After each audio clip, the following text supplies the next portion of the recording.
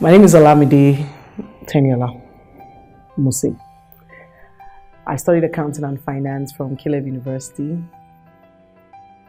I enjoy cooking, I enjoy making people happy, and I enjoy mentoring people. Hi, my name is Korede Teniola. I'm from a family of four. I'm second to the last born. I studied criminology and international studies in school. I schooled in South Africa, Monash University. When I finished, I actually worked at an automobile store. I was one of their marketers for like 3 months. I just wanted to have the idea of marketing and because I needed it for the business anyway. So I did work for 3 months, and then after 3 months, I left and said, okay, I'm done. I've learned. 1203 actually means December 3rd. And that's the day we lost a very precious gift. That's my dad.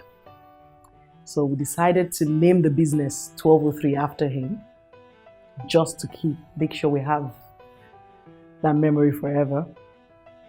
So having that or knowing that behind you, you just have that push that this just has to be good. So daddy can look back and say, oh, my girls are doing great. For me in particular, that date is very important, it's significant. So we're doing everything to make meant to be our late dad proud, but at the same time trying to ensure that that date that was meant to always make us cry has, built all of this for us and has done something good, When we started, we actually started with cake baking. Then I realized it was becoming very boring for me. I had to start pushing. Let's try something else. Let's try something else. The moment we arrived and we were able to narrow it down to small chops, I'm like, yeah, we nailed it, that's it. So from the moment we identified our goal in business, we did a lot of training. We had to now suspend every other business we were doing and focus strictly on it, because you really can't be in 5 places or 2 places at the same time. So we had to ensure we had all our focus into the business, and all the training we were going through was taking us through the next, if possible, 10 years of our business, even though we were just starting. But we're trying to, get ready for future problems that had not even come. The first thing we did regarding the business was we tried to perfect the recipe. That's why the same food you ate 9 years ago is still the same food you're going to eat now in 1203, still the same taste. We tried to create a customer base. So even in as much as we were working from the back of our father's house for 4 years before we got our first outlet. Oh, sorry, it's not an outlet, it was a kiosk. So before we got the first kiosk, let me use the word, we already had the customer base. So we knew we could at least send out at least 50 plates a day.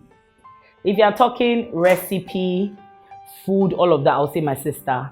I'm really not good with that. My sister wants to go to, if there's even a new chef school in America, my sister wants to be there. I'm not that.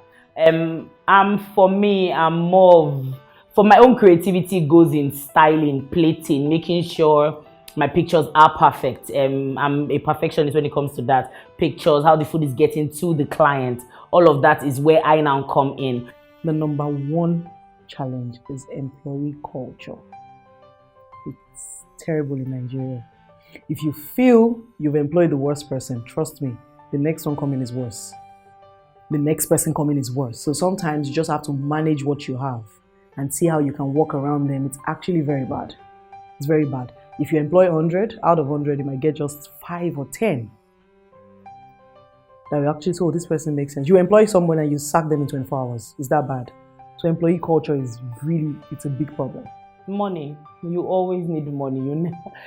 You literally never stop needing money. It's frustrating. There's a lot of times, like yesterday, I still woke up and said, well, I'm done. I'm not doing it again. We always need money every time. We opened this place with so much money, and in less than 3 months, we need another money again to do bakery, and now again, boss, so it just keeps expanding. You always need capital to go forward. And, really, it's not every financial institution that wants to give us money, because you're doing small jobs. To people, they probably don't see profit in it, or it's not oil and gas, or certain business. It's not everyone that is willing to invest and put money into the business. So for me, I think it's money. A lot of people feel 1203 has an investor. We actually don't. It's just been a struggle of 2 stubborn sisters trying to make daddy proud. That's just it. So we forfeit everything. You drop your salary from big amount. They say, no, let's take this money because we have to return this money back into the business. We need to do this. So it's just been struggle. It's just been hard work and the grace of God. That's just it. So we've not been able to overcome it. Our parents, growing up, parents love food, love good food. So we've always known good food. So when we eat something, we tell you, no, this is not it. And that's why we are always very proud to say we started a lot of creativity in the industry. We thought about, okay, if everybody can have, I personally, I can't finish a whole shawarma. So why must I buy a whole shawarma? Why not start a mini shawarma? Then we start mini shawarma. We started including it to samosa spring rolls. And boom, we moved to something else again. No, why not let's add sandwich to it? And we do that and it moves. Our samosa, instead of beef, why not let's do chicken? So we are always on our toes. We are always thinking how to improve, how to get better. And that's what has been working for us. Our business model for me has been better with delivery and pickup because we get to attend to more customers at the same time. So the fact that we're delivering and you're coming to pick up, a rider can go out with 5 different people's food at the same time and it will be faster. People picking up can always come and get their food without waiting on a rider. That has helped us in so many ways.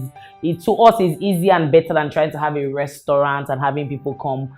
Over the years, doing that has really helped us pushing our brand forward. You know, we're known for that already.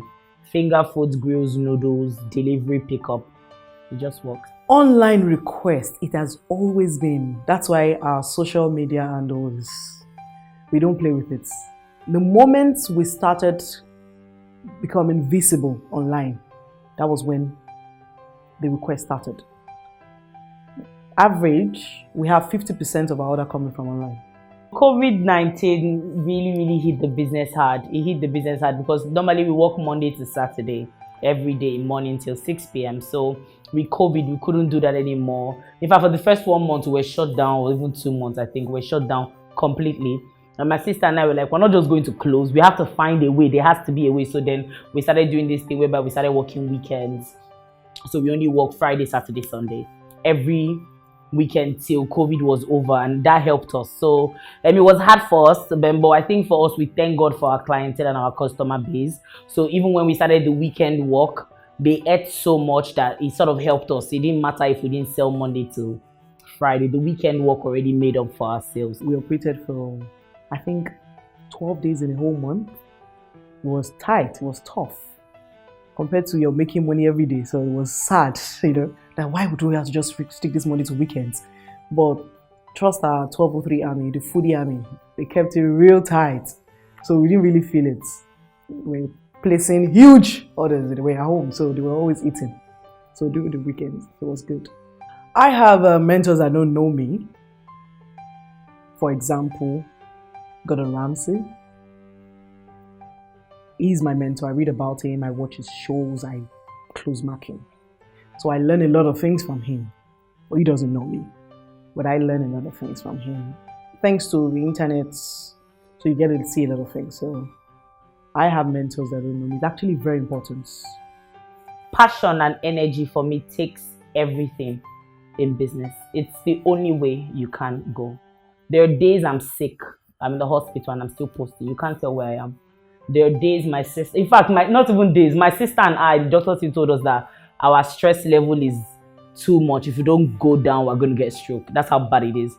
But we're not stopping still. You know, we're just trying our best. It's okay, let's try and stay at home more, but we're not still stopping. I've still left my house 6 a.m. to be here today. She still had to get out here in the morning, you know. So without that passion and drive for your business, I don't think any business can go far. Every business needs the passion and the drive. Without it, you cannot do it because you'll be frustrated. Things will frustrate you. You will get tired. You will wake up. Lagos traffic is alone to frustrate any normal person. Do you understand me? But when you have your passion, your drive, your everything pushing you, even when you're in drive, you're like, okay, no pressure. It happen, and you keep going. You just realize that you keep going. So for me, passion and energy keeps every business going. Without it, there's no business. I think that's even what kills a lot of businesses, when there's no passion or drive.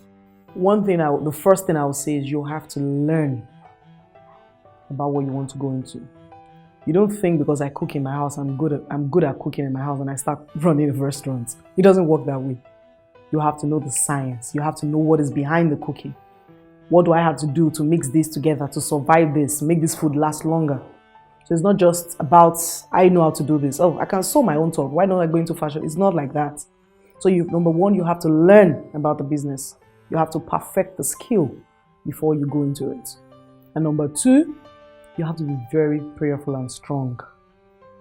You have to be very prayerful and strong. A lot of times, things will break you. You will cry behind doors. You will hit your head on the wall. But you have to pick up yourself tomorrow and move on. I like to have fun. I'm everywhere. I like to boogie, like to jiggy. I still like to watch a movie. I like to watch movie, but I like to still go out and have fun. When I come back, I'll watch the movie. Or I watch the movie before I go out and have the fun. Then I'll whatever. But I mix both up. For me, it's fun. I like to go out, have fun, hang out with my friends. Just be around them. We like to just have fun regardless and still work at the same time. I love watching movies. I love watching movies. I love thinking about 1203. I love watching movies. I love thinking about 1203, and that's it.